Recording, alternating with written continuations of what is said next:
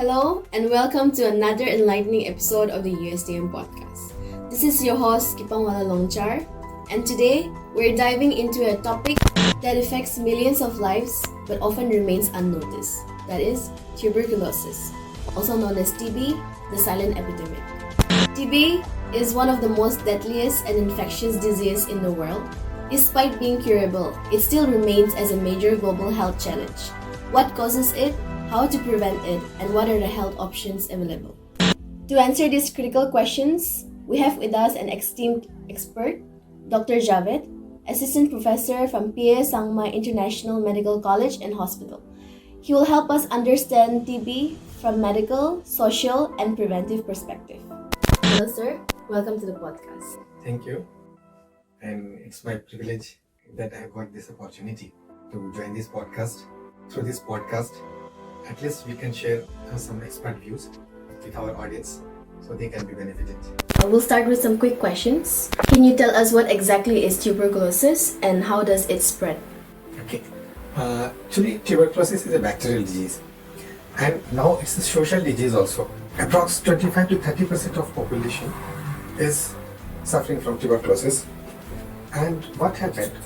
Due to close contact with active tuberculosis patients, some other patient maybe get affected, or family members, or person those who are in very close contacts, they affected very easily. And the commonest talks 25 to more than 80% patient of as a whole tuberculosis patient are suffering from pulmonary tuberculosis, and it can affect any part, any organ of the body except hair and nails. Alright, thank you. Let's jump into the next question. What are the early symptoms of TB and what should people watch out for? Okay. If we consider pulmonary tuberculosis cases, few common symptoms evening rise of temperature, and these are the prodromal symptoms. Evening rise of temperature, then loss of body weight, cough if it's more than 2 weeks, of duration, then body ache, generalized weakness. So these are the common features for pulmonary tuberculosis patient. If we consider some other lymph node is the second most involved organ, then our gastrointestinal system, urogenital system, then musculoskeletal system like bone, TV and all. So their features are still vary. Alright, thank you. And my next question will be, is TB only a lung disease or it can affect other parts of the body as well? As we discussed just now, it's not only a lung disease, but it primarily affects our respiratory system, lungs, and the commonest tuberculosis is pulmonary tuberculosis, and rest other organ also may get involved. Alright, how contagious is TB and can it be contacted through casual contacts? Yes, very good question. It's a very contagious disease. Now it's a social disease, and now it's act as a pandemic. And our country, I think in India, we are having huge population, and it may be within 10th rank of if we see in view of tuberculosis. So our huge, very large population are affected from tuberculosis, and those persons who are staying in very close contact, either family members, friends or relatives, they also may get affected very easily, like healthcare workers, doctors, nursing staff, persons those who are staying in very overcrowded places, they are affected very easily. And those who are having we can say very less immunity, they are very easily affected. When the immunity get compromised, like immunocompromised patients, like HIV patient or diabetic patient, or some other reasons like kidney patients, if they have, these are the features, so they get infected very easily because their immune system get compromised, and finally TB becomes very active. Alright, thank you so much for the answer, sir. There are many misconceptions about TB, so Yes. let's bust some myths and get on with some Sure, questions. Alright, well, the first myth will be TB only affects poor people. Up to some extent, it's right also. Poor means those who are having low socioeconomic status, they are staying very closely, overcrowded, place. So, due to very closeness, it may spread. Okay, and it spreads through like coughing, sneezing, droplets infection. These are the commonest source. Okay, by touching hands, shake hands, it's not a spread. But due to close contact and mainly coughing and droplet infections are very the commonest source of infection. And other part like because poor people are having very poor nutrition. So if their nutrition is poor, so their immunity is poor. If immunity is poor, so other disease like tuberculosis may supervene. Alright, the next myth is if you don't have a cough, you don't have TB. It's not like that. Many patients now in our hospitals, such as when they came for routine examination. Now, up to many years, tuberculosis, if we consider like pulmonary tuberculosis mainly, so they're in dormant stage. But when they came for routine checkup and we do X-ray, chest X-ray, and other investigations like ultrasonography of the whole abdomen, or maybe some MRI or CT scan if we do. So during routine examination also we found many people are affected with different kind of tuberculosis, and commonest is pulmonary tuberculosis.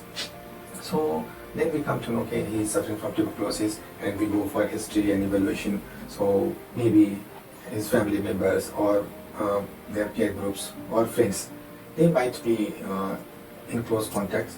So we have to look after from both angles, and we have to take care of those family members also, those who are in close vicinity, and those who are helping them or handling those patients. So they should be also screened properly, so we can early detect the tuberculosis and treatment will be easier. Alright, the next common myth is that TB is a hereditary disease. It's not hereditary disease because father is suffering, so child is also suffering. Not like that, but mainly those who are staying in his close contact. Okay, and like frequent coughing or sneezing, is not wearing mask, or many patients they don't know their status, whether they are suffering from pulmonary tuberculosis mainly.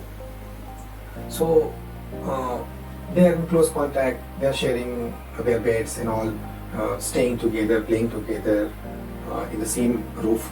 So they are more vulnerable for that pulmonary tuberculosis infection.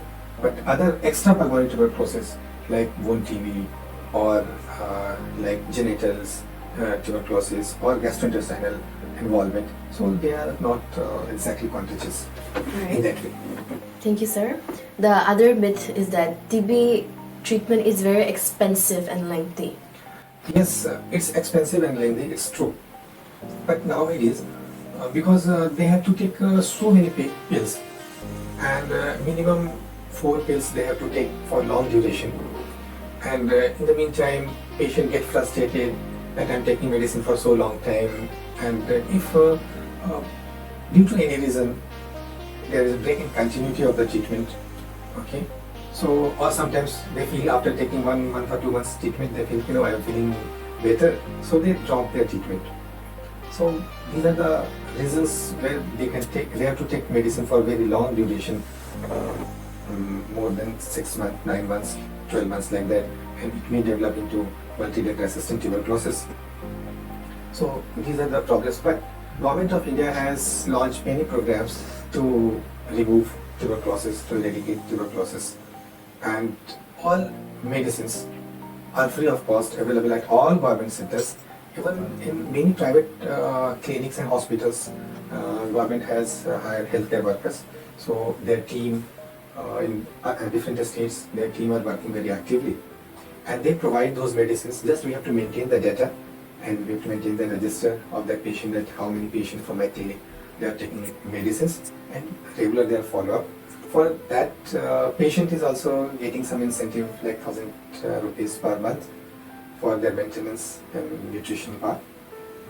Doctor is also getting some incentives, and the healthcare worker, those they screen from the villages and different localities, and they brought to the hospital. They also get some incentive from government side.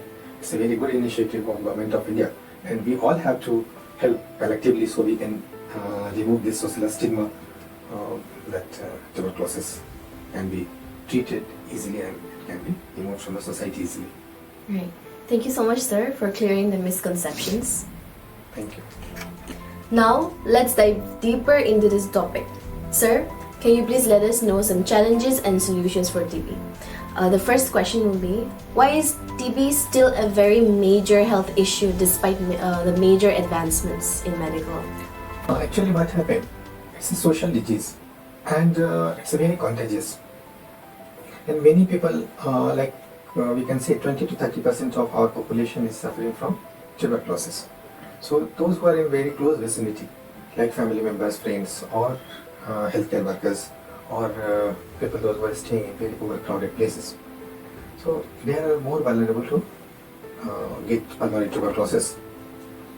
And the treatment part is very long duration, like minimum 6 months treatment they have to take. And in between, if patients get frustrated that I'm taking treatment for so long time, and there is breaking continuity of the treatment, and those who are taking treatment intermittently, like 1 month they have taken treatment and then self-stop that treatment without advice of any doctor. So such kind of patients or such kind of treatment increasing load of the tuberculosis day by day, and again they have to restart the treatment, and it's they develop multi-drug resistant tuberculosis due to discontinuation of the treatment in between. So that increases the pill burden, that increases the cost, and finally the duration of treatment is more. And many patients, they get cured, and due to discontinuation of treatment, many patients, they're not fully cured with the tuberculosis. So these are the what is social stigma. So these are the main gray area, and these are creating problems. And like other comorbid conditions, as we discussed earlier, like chronic kidney disease or renal disease, and hypertension, or maybe cardiac disease, then other immunocompromised status, like if patient is on any steroid drugs due to some reasons, then poor socioeconomic status of the patient, and like HIV patients, those immunity is very poor. So these are the other comorbid conditions. They can affect the tuberculosis, and these people are more vulnerable, including a diabetic patient also. So it increases cost burden of the treatment, and some other investigation also may get costlier if they have comorbid conditions. So these are the certain reasons, and many initiatives have been taken from the government side. So we have to follow the instruction properly, and we have to take the treatment properly. Sometimes due to drug side effects, many patients, they develop jaundice or some liver problems, some renal problems also. So they again discontinue the treatment. Again we have to change the regimen of the treatment, or sometimes maybe we have to stop due to severe jaundice cases and hepatorenal failure. So again we have to modify the regimen.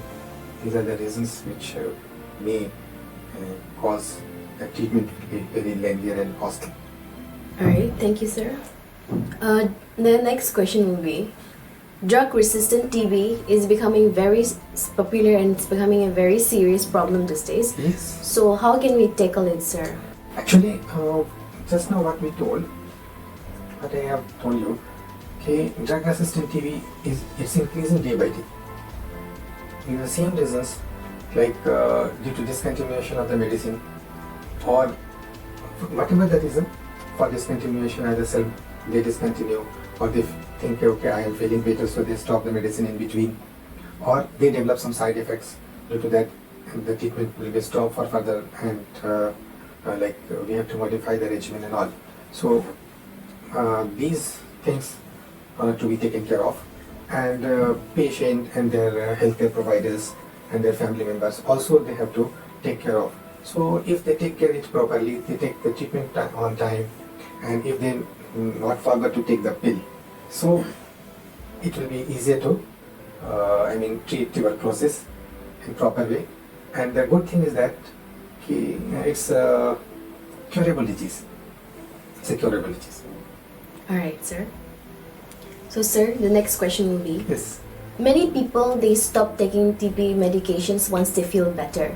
So can you tell us how dangerous it is and why is full treatment necessary? Okay. See, obviously it's a very sad part because the treatment is so prolonged.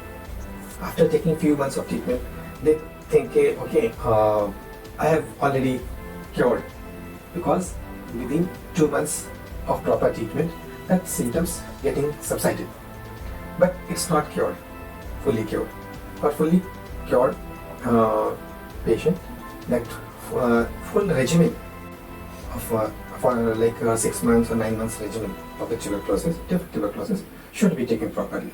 If you will not take treatment properly, again it will develop a multi-drug resistant TB, or treatment failure or something like this can develop due to negligence. So that negligence should be avoided, and we have to, patient should take treatment properly and on time. Alright, sir. Thank you so much. Okay, sir, let's dive into the next question. What are the best preventive measures for TB and how can people protect themselves? Okay. As we know, prevention is better than cure. So, if any doubtful patient for pulmonary tuberculosis or any extrapulmonary tuberculosis, so they should be screened properly. We have to develop such kind of healthcare system, like regular medical checkup, regular screening, and those who are more vulnerable group, they should be screened properly. So if we can early detect tuberculosis, we can early treat the tuberculosis, and we can achieve the target. Alright, sir. Thank you. The next question will be, Yes. what facilities does USTM provide and the associates in hospital, as well as what facilities does it offer for TB diagnosis and the treatment and its awareness? It's a very good question. In this locality, so many populations, okay, they are suffering from tuberculosis, from Meghalaya mainly, and other part of country also they are affected. So we are providing, government has given 100 days TB campaign program. So all basic investigations are patients are getting free of the cost. We are doing a sputum test, a CBNet test, and other investigations also, like routine chest X-ray, and other investigations are patients are getting free of cost. And in future also we will try to do it properly. And from government side also they are taking so much initiatives, and the installation of new machines for CBNet and all. So at least if we do basic tests properly, and we can detect the tuberculosis as soon as earlier, so treatment will be easier and patient will get free from tuberculosis as earliest. Alright, sir. Thank you so much for answering those questions for us. Thank you so much, doctor, for giving us the answers and for clearing the solutions, the myths. Before we wrap up, can you please let the viewers know if you have any message to give them? Yes, sure. I would like to mention here, today is the World Tuberculosis Day, and on the eve of World Tuberculosis Day, I would like to suggest, if anybody is suspecting tuberculosis, either pulmonary or extrapulmonary, they should approach earlier at the nearest hospital, or either government or private. So treatment will be easier, and they have to take their medication properly on time. If they feel any difficulties, so they can approach their nearest healthcare facilities, and they have to maintain their immunity properly. They have to maintain their good nutritious diet, so they can become healthier and recovery will be faster. And today, on this World Tuberculosis Day Eve, we are having so many programs, awareness programs. So health education is also very much important. So if we are providing good education to our patients, good counseling, proper counseling at the time of taking treatment of the tuberculosis. So we have to explain our patient like such kind of situation and such kind of like side effects you might develop in between. So nothing to be worried, and you can contact us at any time. So we can deal with all those things and stay healthy. This is the main aim of healthcare providers. We had a very informative session. Thank you so much for availing your time with us and answering those questions for us, sir. You're welcome, Lavington. And it's my privilege that through this podcast, if we can give some awareness, if we can give some health tips to our audience, so it will be helpful for their to become healthy, and it's a very happy moment for us. So if somebody will get benefited, so that's it. Thank you. That's an important reminder. TB is preventable, treatable, and curable, but only if we take action. If you or someone you know is showing symptoms of TB, consult a doctor immediately. Early detection can save lives. USTM and its medical facilities are committed to fighting TB through advanced diagnostics, effective treatment, and awareness programs. To know more about it, visit our website or hospital for consultations. Thank you all for tuning in. Do not forget to like, share, and subscribe to know more about educational insights and information. See you next time.